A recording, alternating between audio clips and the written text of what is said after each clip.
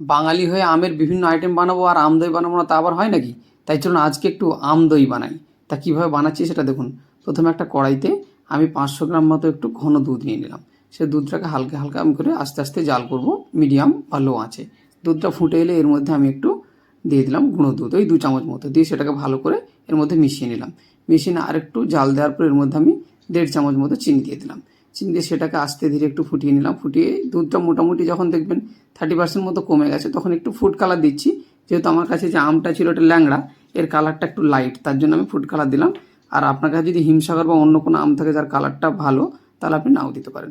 তারপর একটু জাল করে নেওয়ার পরে এর মধ্যে আমি আমের পাল্পটা ডাইরেক্টলি দিয়ে দিলাম। জালটা কিন্তু আমি এখানে বন্ধ করে দিয়েছি। আপনি চাইলে এটাকে একটু জাল করে, মানে আমের যে পাল্পটা সেটাকে একটু জাল করে রসটা মেরে নিয়েও দিতে পারেন। আচ্ছা, এভাবে মাখা হয়ে গেলে একটু জাল করে নেবো যাতে করে আমটা সেদ্ধ হয়ে যায়। তারপরে ঠান্ডা করে নেবো। যতক্ষণ দুধটা ঠান্ডা হচ্ছে ততক্ষণ আমি কি করব, আগে থেকে প্রায় 200 গ্রাম মতো টক দইকে জল ঝরিয়ে সেটাকে ভালো করে ফেটিয়ে নিয়ে তার পুরোটাই আমি এর মধ্যে দিয়ে দিলাম। দিয়ে ভালো করে মিশিয়ে নিয়ে বাটির মধ্যে একটু টক দই মাখিয়ে নিয়ে তার মধ্যে পুরো মিশ্রণটা দিয়ে দিলাম। পুরো মিশ্রণটা দিয়ে সুন্দর করে থপথপিয়ে নিয়ে এবার এটাকে একটা মোটা টাওয়েল অথবা কোনো গরম কাপড়ের মধ্যে ভালো করে মুড়িয়ে 7-8 ঘন্টার জন্য রেখে দিলাম।